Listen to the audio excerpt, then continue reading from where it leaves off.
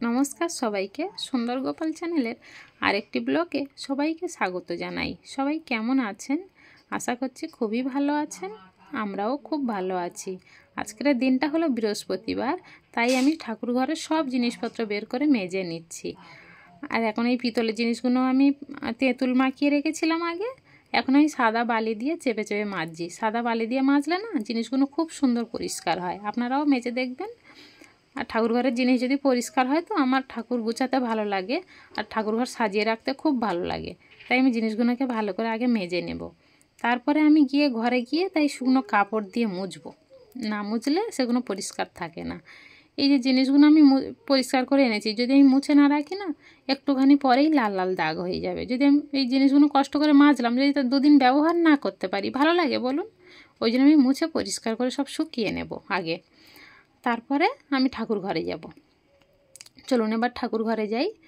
আমার ঠাকুর ঘরটাকে একটু পরিষ্কার করে ফেলি। আমার ঠাকুর ঘরটাকে আমি একটু তোয়ালি দিয়ে পরিষ্কার করে নিচ্ছি। তারপর আমার প্লাস্টিক আছে, এটা পেতে দেব। গদিও বানানো আছে, গদিটাকে পেতে নিলাম। একটা সিট কাপড় পেতে দিয়েছি। এবারে আমি পটগুলোকে একে একে বসাবো। এটা আমার পঞ্চতত্ত্বর ঠাকুর, এটা আমার গুরু বাবা। আর আমার একটা ছোট্ট গীতা রয়েছে, এই গীতাটাকে আমি পঞ্চতত্ত্বের সামনে দিলাম। আর ছোট্ট আমার লক্ষ্মীনারায়ণ রয়েছে, সেটাকে আমি পঞ্চতত্ত্বের সাইডে বসিয়ে দেব। আমার ছোট্ট জায়গা তো, তাই এইভাবে বসাই।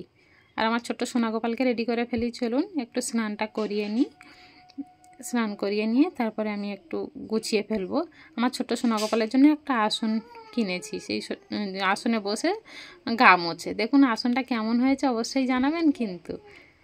এবার আমি ড্রেসটা পরিয়ে ফেললাম, তারপর সিংহাসনে বসিয়ে একে একে আমি সাজিয়ে দিচ্ছি। এবারে একটু লক্ষ্মীর ঘরটাকে আমি একটু সিঁদুর মাখিয়ে নেব। আমাদের নিয়মে কী হয় বলেন তো, প্রতি বৃহস্পতিবারে লক্ষ্মীর ঘর তুলতে হয়। কেননা আমাদের হচ্ছে ব্রাহ্মণ দিয়ে বছরে পূজা হয় না, আমাদের পাঁচালি পরেই পুজো হয়।